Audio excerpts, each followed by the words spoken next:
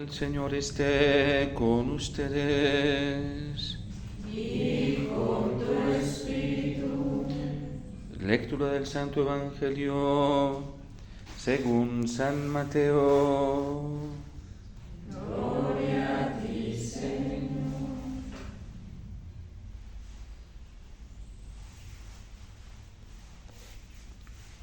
En aquel tiempo, Jesús volvió a hablar en parábolas a los sumos sacerdotes y a los ancianos del pueblo, diciendo: El reino de los cielos se parece a un rey que celebraba la boda de su hijo. Mandó a sus criados para que llamaran a los convidados, pero no quisieron ir. Volvió a mandar a otros criados encargándoles que dijeran a los convidados: Tengo preparado el banquete. He matado terneros y reses cebadas y todo está a punto. Vengan a la boda. Pero ellos no hicieron caso. Uno se marchó a sus tierras, otro a sus negocios. Los demás agarraron a los criados y los maltrataron y los mataron. El rey montó en cólera, envió sus tropas que acabaron con aquellos asesinos y prendieron fuego a la ciudad. Luego dijo a sus criados: La boda está preparada, pero los convidados no se la merecían. Vayan ahora a los cruces de los caminos y a todos los que encuentren, llámenlos a la boda. Los criados salieron a los caminos y reunieron a todos los que se encontraron, malos y buenos. La sala del banquete se llenó de comensales. Cuando el rey entró a saludar a los comensales, reparó en uno que no llevaba traje de fiesta y le dijo: Amigo, ¿cómo has entrado aquí sin el vestido de boda? El otro no abrió la boca. Entonces el rey dijo a los servidores: Átenlo de pies y manos y arrójenlo fuera a las tinieblas. Allí será el llanto y el rechinar de dientes, porque muchos son los llamados, pero pocos los escogidos. Palabra del Señor. Gloria a ti, Señor Jesús.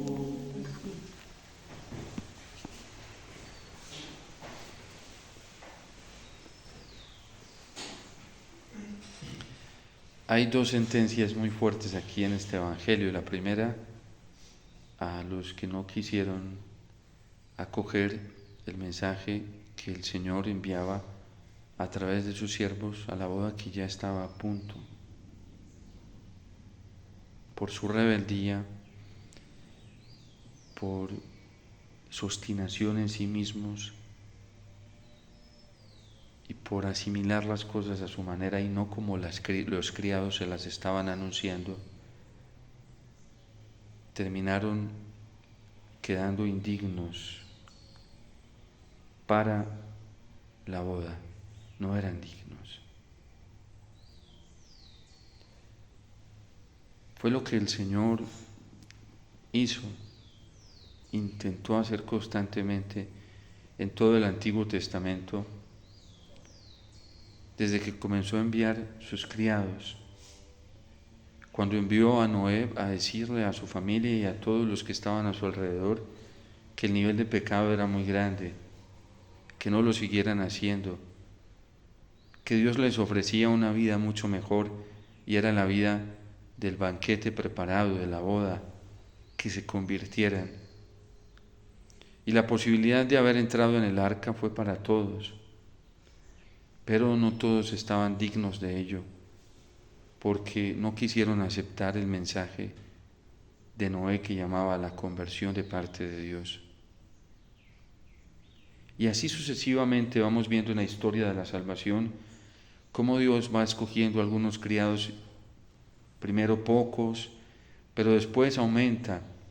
De hecho, el momento culmen del llamado a la conversión fue la época del profetismo en Israel, que se convirtió en una institución y en una época de oro en el camino del profetismo, cuando Dios comenzó a derramar el carisma de profetismo por cantidades, a muchos, eran muchos. Y muchos de los que recibieron este carisma no fueron capaces de mantenerse fieles, porque como la obstinación del pueblo era tan fuerte y tan grande, algunos por miedo adulteraron el mensaje del Señor, lo invirtieron, otros por intereses económicos, otros porque pensaban en sí mismos, otros por el dinero, por el poder. Muchos profetas adulteraron el mensaje que Dios había enviado a través de ellos como siervos y como criados, pero hubo profetas fieles, muy pocos. Recordemos la historia que nos cuentan de Elías. Profeta fiel al Señor, sufrió muchísimo por ser fiel al Señor, por mantenerse fiel al mensaje del Señor, era uno de sus criados elegidos. Mientras tanto, le tocó vivir en un ambiente profético donde la mayoría de los profetas se habían pervertido, pero esa mayoría de profetas, dentro de su obstinación, creían que ellos eran los que estaban transmitiendo el auténtico mensaje del Señor, y el pueblo en su mayoría les creía. Los reyes les creían, los sacerdotes les creían, los demás profetas que se habían pervertido con ellos les creían. Y la pregunta que el Señor le hace a Elías cuando en ese momento de crisis huye porque no es capaz de soportar la presión externa que tiene, social, política y religiosa, y entra en esa crisis depresiva y se va y se tira a dormir, a pesar de que él no se iguala, y por no igualarse sufre, padece. Y el Señor le pregunta cuando lo manda a subir al monte: ¿por qué estás aquí, Elías? ¿Por qué huyes? ¿Por qué estás padeciendo lo que estás padeciendo? ¿Por qué sufres? Y dice: por el celo de Yahvé. El motivo de mi sufrimiento, de mi crisis, de mi depresión, de mi angustia, es por el celo de Yahvé. Porque te han abandonado, porque se han pervertido. Y el Señor le dice: Elías, voy a pasar. Necesito purificarte más, porque te he encontrado como un siervo digno de mí, no porque eres perfecto, pero te he encontrado como un siervo que quiere hacer mi voluntad, y te voy a terminar de purificar. Sal de la cueva. Y sale, y efectivamente pasa fuego, estruendos, terremoto, y eso lo padece el profeta. Pero sabe ya que eso es necesario, porque viene algo más grande. Y esto que dice hoy el profeta Ezequiel: les daré un espíritu nuevo, infundiré en ustedes un corazón nuevo, los purificaré con agua pura para que tengan un corazón nuevo, les daré un espíritu nuevo, arrancaré de su corazón de piedra y daré un corazón de carne. Esto lo termina viviendo el profeta Elías en tierra. Llegó a un nivel de santidad el profeta que fue elevado al cielo por creerle a la palabra del Señor. En este camino que nosotros hemos decidido seguir, no es fácil, porque con mucha facilidad podemos ir contemplando, y eso perturba, donde casi la mayoría se va pervirtiendo por diversos intereses, como nos lo presenta la parábola del Evangelio. Unos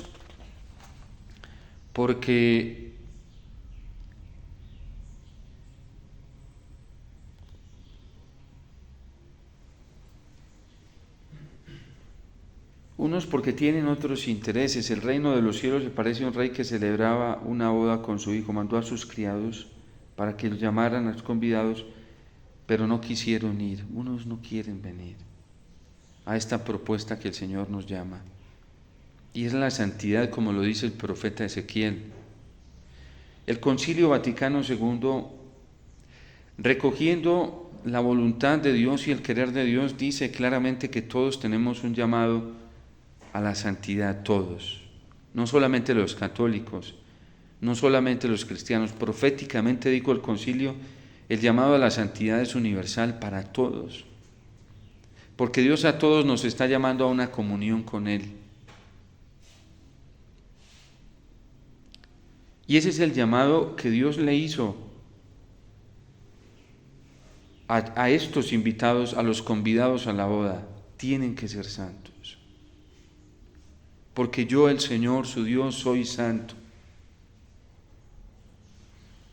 Y la gente va a creer que yo soy Dios y que yo soy el Señor y que yo soy el Todopoderoso y que yo soy el Padre de todos cuando a través de ustedes les haga verme en santidad. Cuando ustedes acepten, respondan a mi llamado.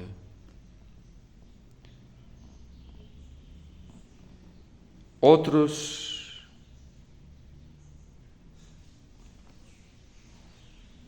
no hicieron caso, porque les gustó más bien marcharse a sus tierras. ¿Y cuáles son nuestras tierras?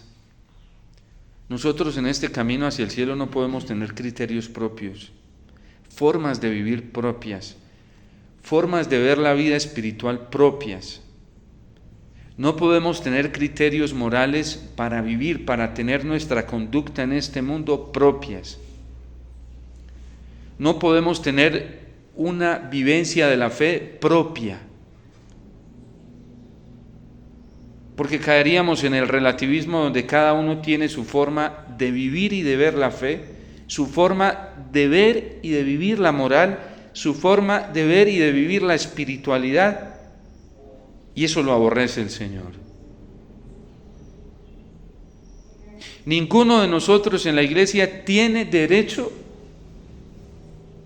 a percibir la fe como le conviene o como le parece, porque esas son nuestras propias tierras.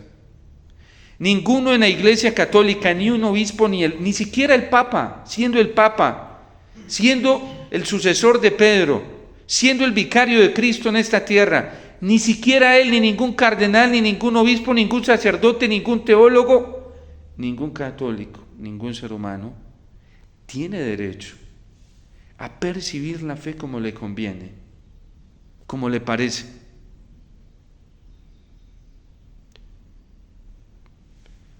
Porque decidieron marcharse a sus propias tierras. Ninguno tiene el derecho de percibir la vida moral, el criterio moral, la conducta de vida en esta tierra como le parece. Vuelvo y repito, ni siquiera el Santo Padre, que ha sido escogido por el Señor, ni siquiera los cardenales que tienen una tarea de acompañar al Santo Padre y de ayudarle en el gobierno de la iglesia, ni siquiera los obispos, ni siquiera los sacerdotes, los diáconos religiosos y religiosas. Nuestro modo de ver la vida es como la ve Cristo, y tal y como nos la transmitieron los apóstoles. Nuestro modo de percibir la fe y de vivir es al modo apostólico, por eso la iglesia es apostólica. Y es santa porque su cabeza es santa, Cristo. Y es santa porque muchos, miles y miles se ajustaron al querer de Cristo, al modo de vivir de Cristo, al modo de ver la vida de Cristo, al modo de obedecer de Cristo, y ahora están en el cielo y es la iglesia triunfante. Esta iglesia peregrina está llamada a esa santidad, a la santidad de nuestra cabeza. Y por eso el llamado a la santidad es universal. Pero estos no quisieron así, tenía que ser a su manera. Y en la iglesia no podemos vivir la fe a nuestra manera, la moral a nuestra manera, la pastoral a nuestra manera, la vida espiritual a nuestra manera, porque nos perdemos. Nos puede pasar lo de estos invitados. Otros se fueron a sus negocios.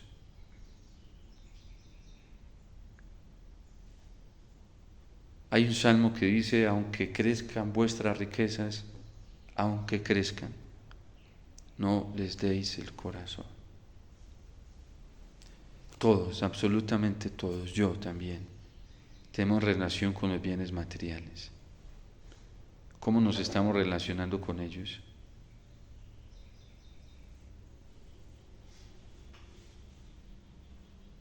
Aunque crezcan vuestras riquezas, no les deis el corazón. Incluso tenemos riquezas espirituales también. ¿Cómo nos relacionamos con ellas? Como si fuéramos los dueños absolutos de ellas.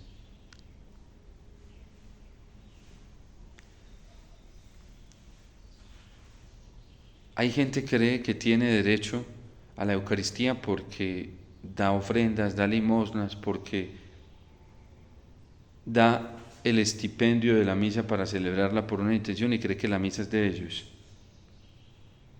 Y podemos adueñarnos de bienes espirituales como si fueran nuestros. Hay gente que se relaciona con la vida sacerdotal, el sacramento de la confesión, como si ellos fueran los dueños. Y dejan de ver que el ministerio sacerdotal está en servicio de un bien común, de todos.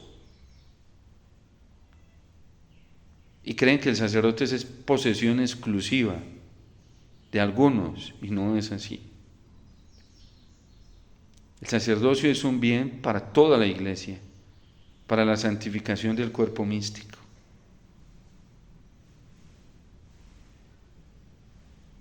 Nuestros propios negocios. Y nosotros tenemos que plantear y vivir la vida como el Señor la ve.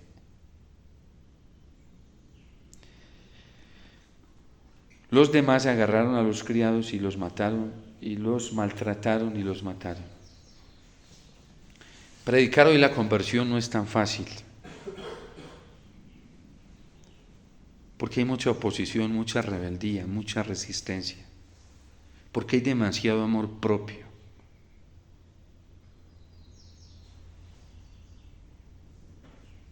Y hay gente que no quiere y maltrata a los criados del Señor, que traen el mensaje del Señor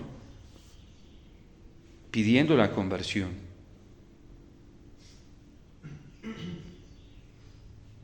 Y la forma en que los siervos del Señor proponen este mensaje resulta absurda y contradictoria a la voluntad del Dios que ellos siguen, que se opone a la voluntad del Cristo que ellos siguen,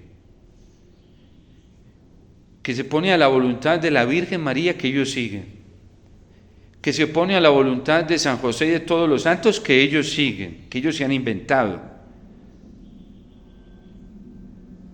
no los reales. Y lamentablemente la gente hoy en la Iglesia Católica se deja arrastrar de todo esto. Pero vaya, pregunte usted y mire a ver qué tan impregnados están de la Sagrada Escritura, del criterio de la palabra de Dios. Pocos saben. ¿Con qué autoridad hablan? ¿Con qué autoridad proponen un evangelio? ¿Con qué autoridad proponen una vida espiritual si ni siquiera conocen el evangelio? ¿O desconocen la interpretación que la Iglesia, autorizada por el Señor, da acerca de la vida cristiana y se oponen a ella? Y entre ellos hay obispos, sacerdotes, diáconos, religiosos, religiosas, laicos.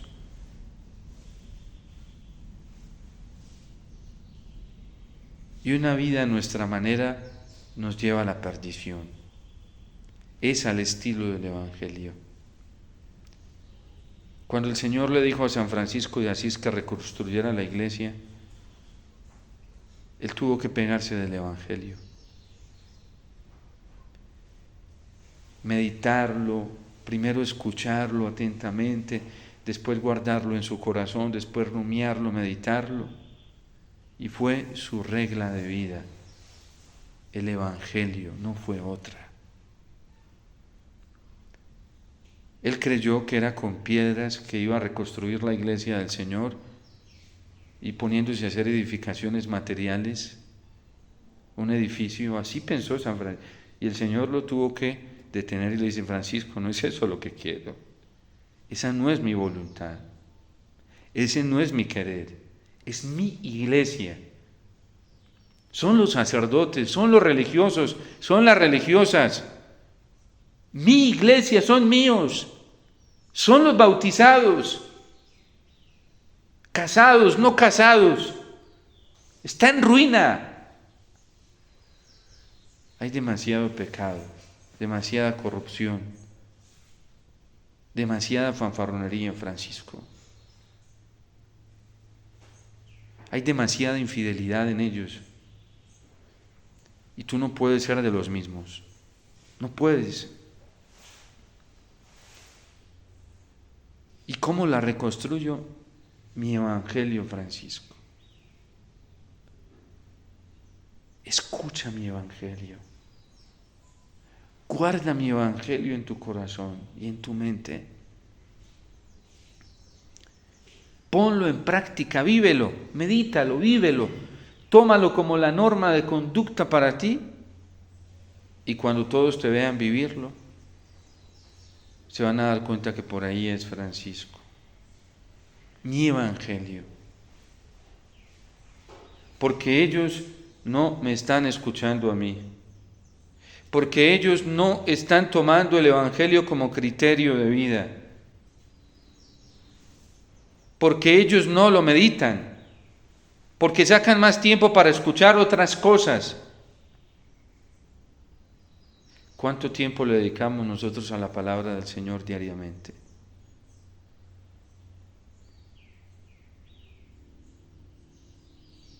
¿Cuánto tiempo para nuestros negocios? ¿Cuánto tiempo para nuestras tierras? Creerán que soy el Señor cuando por medio de ustedes les haga ver mi santidad. Esta época necesita de santos. La época de San Francisco necesitó santos y apareció uno. Y ese le fue suficiente al Señor para levantar otra vez los ánimos de la iglesia y la esperanza de la iglesia.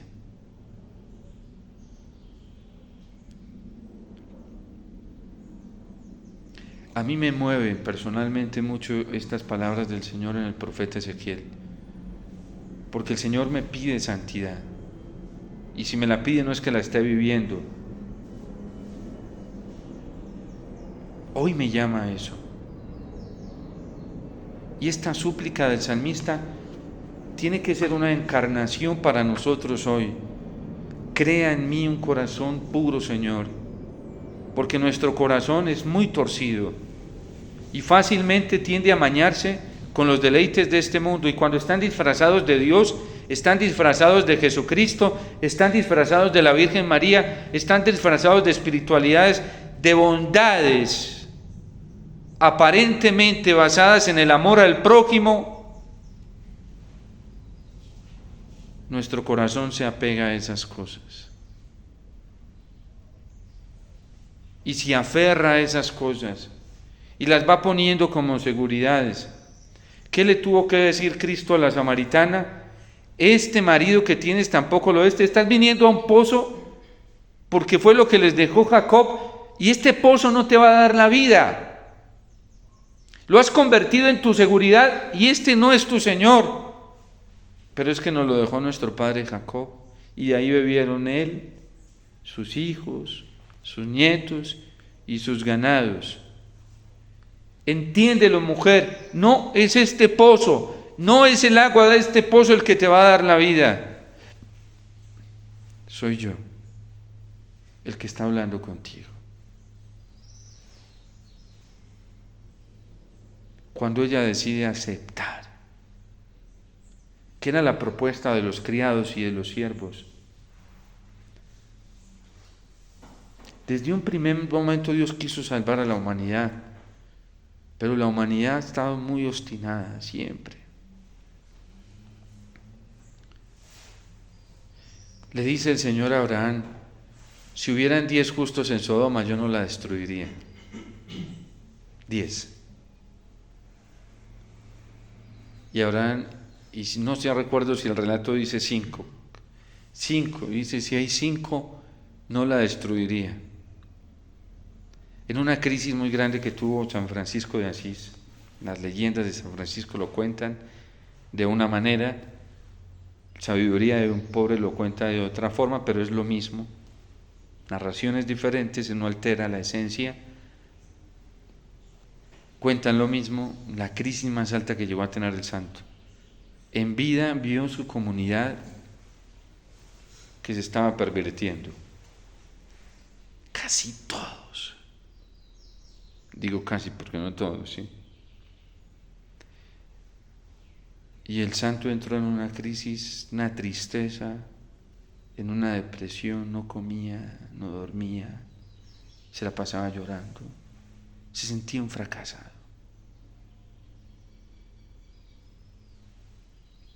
Y a muchos católicos les puede estar pasando hoy eso con lo que está viviendo la iglesia, o en algunos momentos hemos pasado por eso. Yo en algunos momentos pasé por eso. Pero ver lo que Dios hace en los santos, a uno le abre luces. San Pablo tuvo una crisis también terrible. Fue su aguijón. Cuando los judíos aquí en el cel se fue con tanta emoción y esperanza a predicarles a Cristo, y él dijo, ahora sí se van a convertir porque les voy a ir a predicar lo que yo he conocido. Y entre más las predicaba, más duro se volvía. Tanto que siempre iba a las sinagogas. El primer punto de anuncio eran los judíos, las sinagogas. Y dice, no voy a volver a hablarles más. Un día el Señor lo tiene que coger. Pablo, sigue, no tengas miedo, sigue. El Señor mantenía ahí. Más duros se volvían, y él lo cuenta en la carta a los Romanos, capítulo 9, 10 y 11, cuenta toda esta tragedia que él vivió.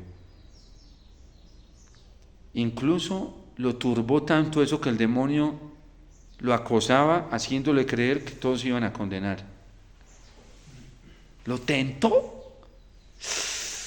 Y él dijo, entonces, ¿de qué ha valido todo esto que yo he predicado y anunciado? Y un día lo coge el Señor y dice, no tengas miedo, Pablo.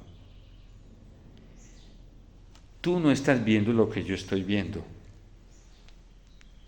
Hay unos que tú no los ves, pero esos permanecen fieles.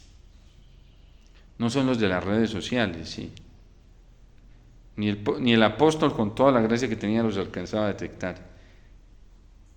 Hay un resto fiel que no ha doblado la rodilla ante los ídolos.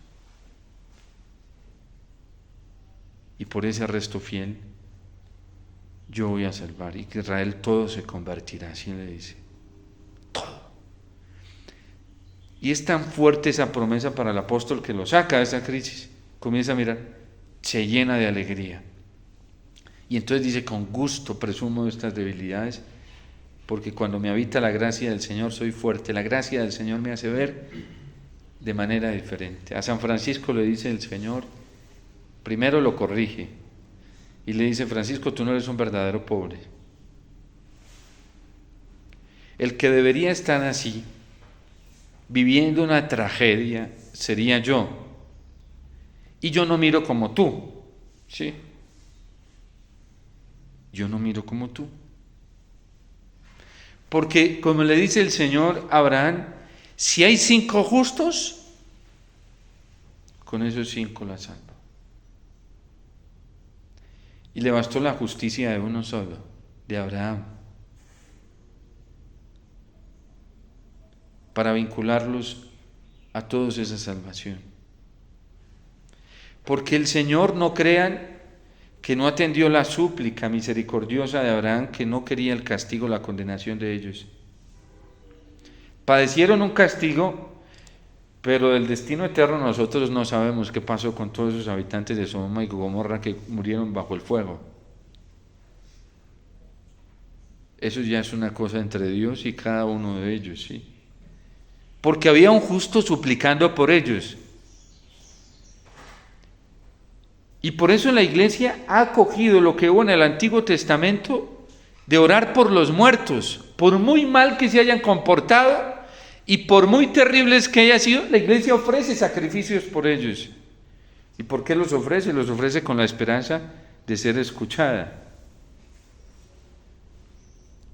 Yo pregunto, una vez lo dije y alguien me escribió, viviendo en Israel, recién ocurridos los desastres en Israel el 7 de octubre, día del Rosario, del Rosario, ¿sí? 7 de octubre, no olvidemos esa fecha, es muy importante.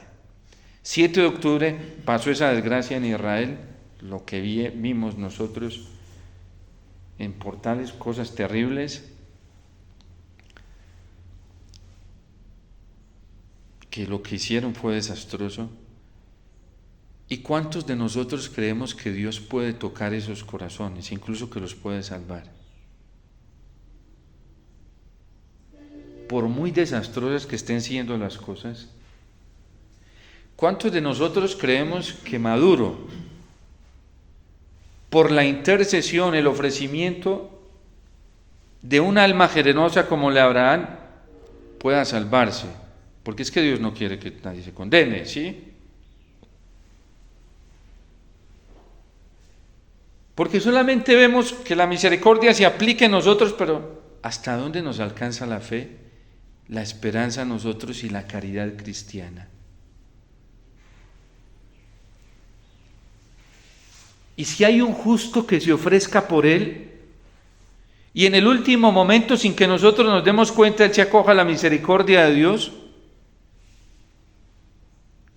el Evangelio nos confronta. Ahora vemos que lo hemos endurecido, injusto, terrible, perverso, haciendo daño, pero ¿cuántos creemos y nos ofrecemos en justicia y santidad para que Él se pueda convertir y salvar? Y si no se convierte, al menos que en el último momento pida la misericordia de Dios, como lo hizo el ladrón.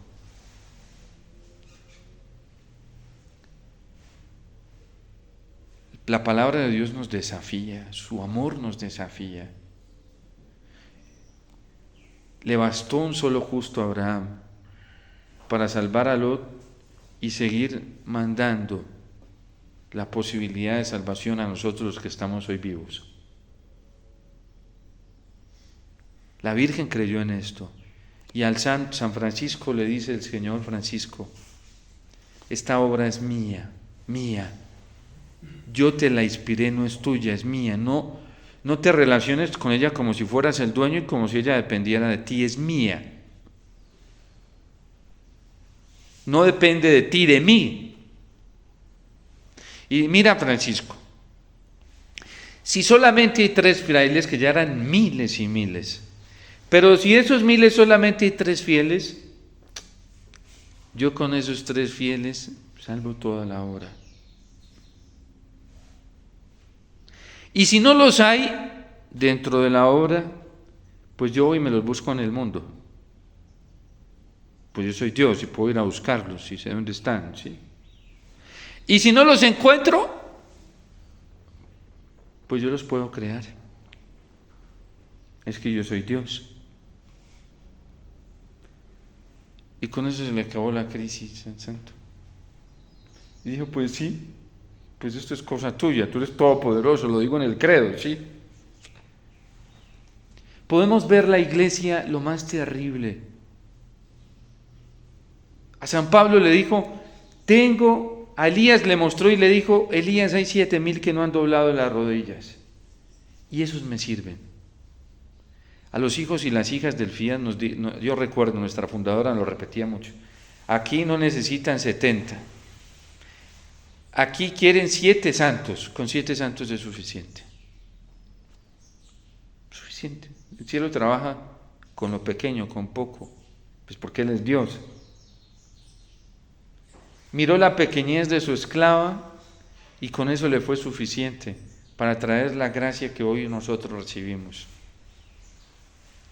Tenemos que hacernos un reseteo bien fuerte de los criterios tan mundanos en los que vivimos con la palabra de Dios, porque nuestra esperanza tiene que estar puesta en el Señor.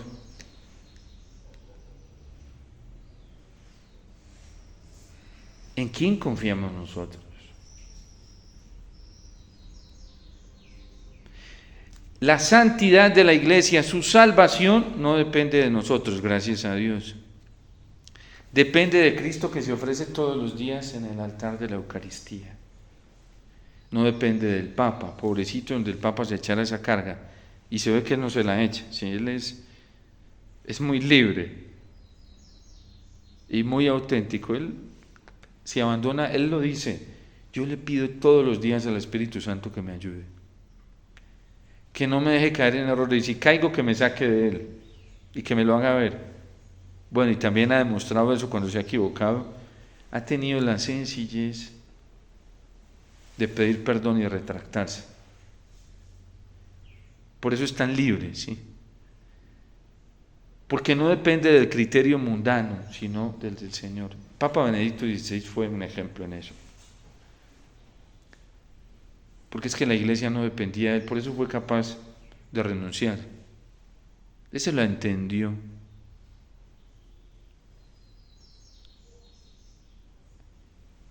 Tenemos que aferrarnos más a la omnipotencia del Señor. Poner nuestra esperanza en su omnipotencia. ¿Por qué sufrimos más de lo que debemos? ¿Por confiar en nosotros mismos o en las criaturas o en la palabra de otros? Es en el Señor. Fue y llamó, le dijo a sus criados, pues como los invitados no entraron, vayan por todos los lugares, llamen malos y buenos y tráiganlos a la boda. Y los trajeron. A San Pablo le sirvió la dureza de sus hermanos judíos, le sirvió para ir a evangelizar a los paganos. Y muchos entraron. Y de entre esos paganos que él llamó a la conversión, muchos escucharon el llamado, obedecieron como Dios lo pedía, como el Señor lo pedía, pero en esta boda se encontró uno que no tenía el traje de conversión. Y le dijo, aquí no puedes estar. Porque nosotros debemos obedecer la palabra del Señor como ella nos pide. Y la conversión radica en una sola cosa, en soltarnos totalmente de nosotros, del mundo y del pecado. Todo cristiano que esté dentro de la iglesia y todavía tenga sus ilusiones puestas en las criaturas, está muy mal. Todavía siga confiando en sus propios criterios, no está bien. Y peor,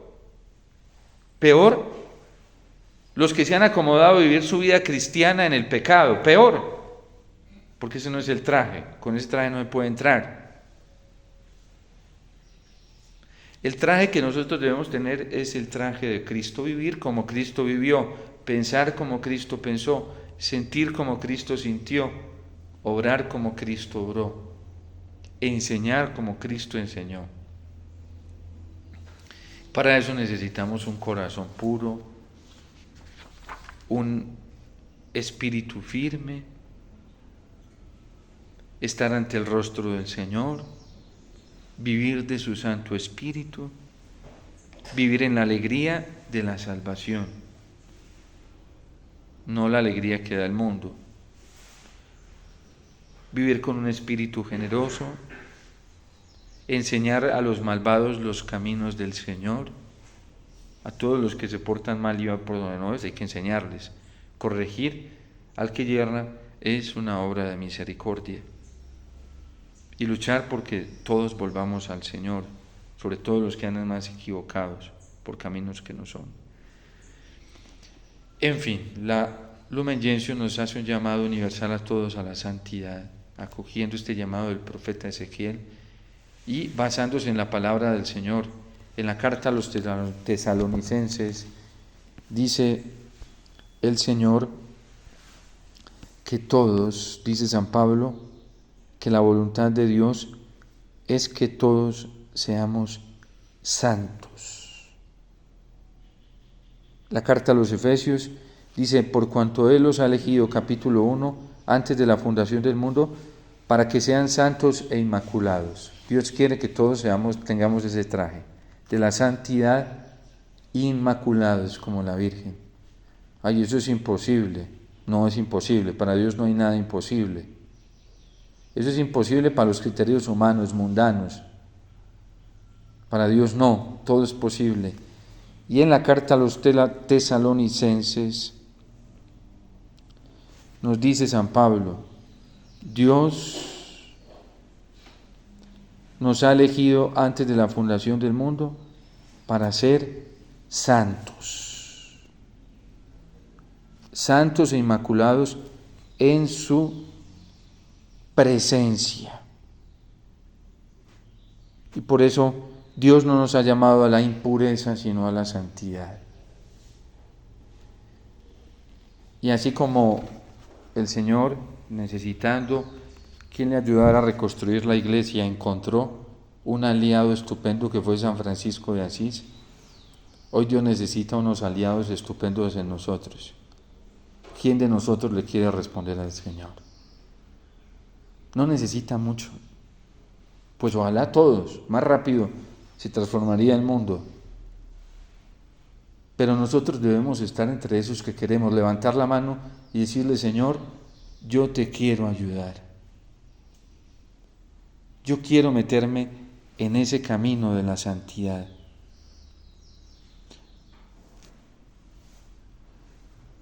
Porque esta es la voluntad de Dios, 1 de Tesalonicenses 4:3. Su santificación, y que se alejen de la fornicación, que cada uno sepa poseer su propio cuerpo en santidad y en honor, y no dominados por las pasiones como hacen los paganos. No nos podemos dejar dominar por nuestras pasiones desordenadas. Que nadie falte a su hermano ni se aproveche de él en este punto, en la fornicación, en la impureza, en la injusticia. Porque es que el que se deja llevar por la lujuria, primero se explota a sí mismo, se destruye, se autodestruye. La lujuria es una autodestrucción, es una bomba que es peor la lujuria que las bombas nucleares que tienen hoy todos estos países, porque la gente le tiene miedo a la muerte y la lujuria se mata al hombre a sí mismo. Y luego destruye a los otros, destruye a la mujer o ahora con la ideología a otro hombre, otra mujer a otra mujer. Es una autodestrucción humana peor que la de los animales. Los animales se dejan llevar por el instinto en el orden natural establecido. Cuando un perrito no tiene celo no se va a buscar, aunque hoy la humanidad está alterando todo, ¿sí? Es tan perverso que se ha alterado hasta la naturaleza en los humanos, la ley natural, eso en los animales. Ya los clonan y todo eso, y en los laboratorios los destinan para que vivan para que sean tratados como seres humanos. Y entonces el Papa lo ha denunciado varias veces, la idolatría de los animales, ¿sí? Los tratan mejores que a Dios, se relacionan con ellos mejor que con la Eucaristía y con la palabra de Dios y con la Virgen, ¿sí? Sus dioses. Y Dios nos llama a la pureza y a la santidad. En fin, todos tenemos este llamado a la santidad, hagámosle caso hoy al Señor. Y si en algún momento hemos sido rebeldes, arrepintámonos. Y hoy al Señor no le importa todo lo que haya pasado, si hoy le decimos, Señor, hoy quiero, y hoy lo apuesto todo. Yo vivía así, pero ya, a partir de hoy quiero aprovechar esta oportunidad que me da y le sirve al Señor. Ayer nos dijo que a las 6 de la tarde llamó y le respondieron y les dio el denario. A él lo que le interesa es que nos arrepintamos, le respondamos y lo hagamos con generosidad. Tantos años, Señor, que yo te ofendí, hoy me das, sí, hoy yo me olvido de todo. Si hoy decides vivir fielmente para mí, no me vuelvo a acordar de nada del pasado. Así es Dios. Esa es su misericordia, su amor omnipotente.